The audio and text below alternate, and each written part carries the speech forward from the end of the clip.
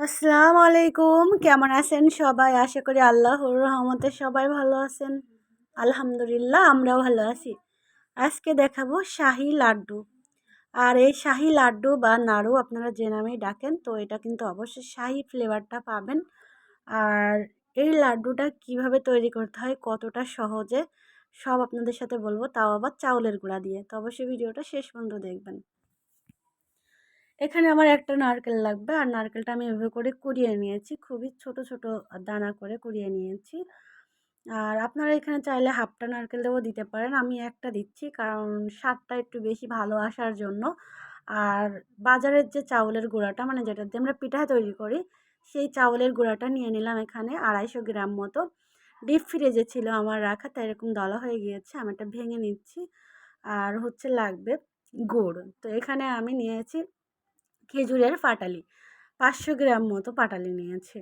আমার 500 গ্রাম লাগবে না, কতটুকু লাগবে আপনারা দেখবেন ভিডিওটা, তাহলে বুঝতে পারবেন। আর আমি এখন চলে যাব তৈরি করতে। তো এখন চলে আসলাম, আমি একটা কড়াই দিয়ে দিলাম। এই কড়াইয়ের ভিতরে 2 চা চামচ পরিমাণে দিয়ে দিব ঘি। আপনারা ঘিটা দিবেন, অবশ্যই বাটারও দিতে পারেন, তবে ঘিটা দিলে একটা শাহি যে ফ্লেভারটা সেটা অবশ্যই পাবেন, এর জন্য ঘিটা দিবেন। আর ঘিটা দেওয়ার পরে গলে গেলে তারপর হচ্ছে চাউলের গুঁড়াটা দিয়ে আলতো হাতে ভেজে নিতে হবে। এ পর্যায়ে চুলার জালটা একেবারে লোতে রাখতে হবে, তা নাহলে তলে লেগে যেতে পারে। আর একটু হালকা ব্রাউন কালার হয়ে আসা পর্যন্ত কিন্তু ভাজতে হবে।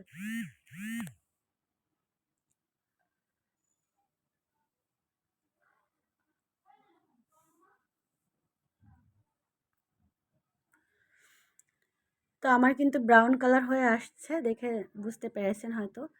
তো এরকম যখন হয়ে আসবে তখন হচ্ছে নামিয়ে নিতে হবে। দেখুন এরকম কালারটা আসবে। তো আমি এখন এটা রেখে এবার চলে আসলাম, আমি হচ্ছে নারকেলের জন্য যে গুড়টা সেটা রেডি করব।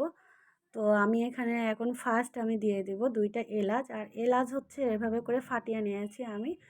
আপনারা এখানে চাইলে এলাচের গুঁড়াটাও দিতে পারেন, তো আমি গুঁড়াটা আমার হাতের কাছে ছিল না। আর চায়ের কাপে মেপে 1 কাপ পরিমাণে আমি এখানে পানি দিচ্ছি। স্বাদ মতো দিয়ে দেব লবণ।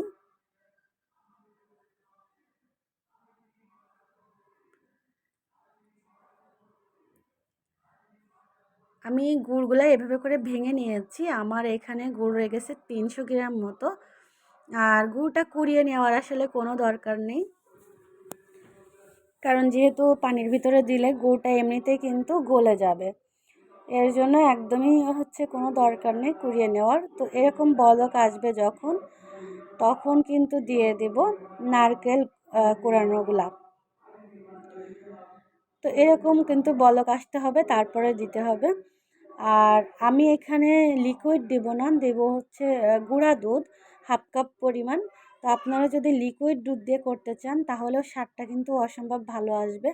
তো সে ক্ষেত্রে আপনারা এ পর্যায়ে লিকুইড দুধটা দিয়ে দিতে হবে। আর গুঁড়া দুধটা আমি এখন দিয়ে দেব। তো গুঁড়া দুধটা দেওয়া আমার কিছুটা স্কিপ হয়ে গিয়েছে। আর এখানে আমি এখন চাউলের গুঁড়া দিয়ে দিচ্ছি। তো চাউলের গুঁড়া এই পর্যায়ে আসলে দিতে হবে, এর পরে বা আগে দেওয়া যাবে না। যখন এরকম হালকা গুড় থাকবে, মানে নারকেলটা ভিজা ভিজা থাকবে, তখন দিতে হবে, আগে বা পরে দেওয়া যাবে না। আর এরকম কিছুটা নেড়ে চেড়ে তারপরে 1 চা চামচ পরিমাণে আপনারা ঘি দিতে পারেন। আমি এখন 1 চা চামচ পরিমাণে ঘি দিয়ে দেব।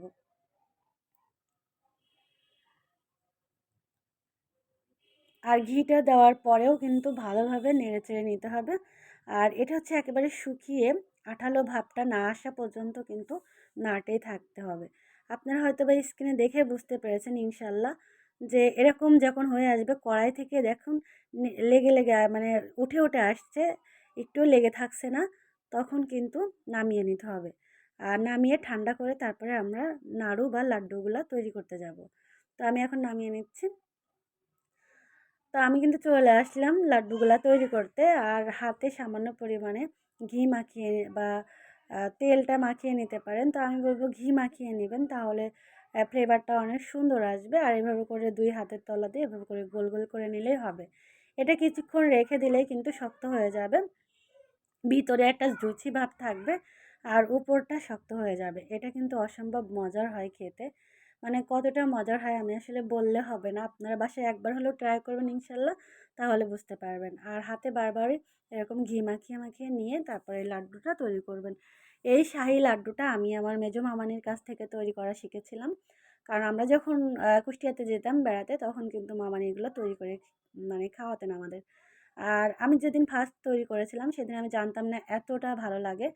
তো আমি ১ম যেদিন তৈরি করলাম সেদিন বাচ্চারা সবাই পছন্দ করেছে। এই দেখে আমি কিন্তু প্রায় সময় এই লাড্ডুটা তৈরি করি। তো লাড্ডুগুলা দেখুন অসম্ভব মানে ভালো হয়েছে, লোভনীয় হয়েছে। আর এর ভিতরে কিন্তু লাড্ডু প্রায় ১০-১৫ টা আমার বাচ্চারা খেয়েছে। ওরা তৈরি করতে করতে খেয়েছে।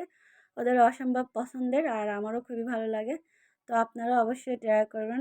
ছোট থেকে বড় সবাই ইনশাল্লাহ খুবই পছন্দ করবে। এগুলা আজকে আমি আমার বোনের ছেলের জন্য নিয়ে যাব। এর জন্য তৈরি করেছি।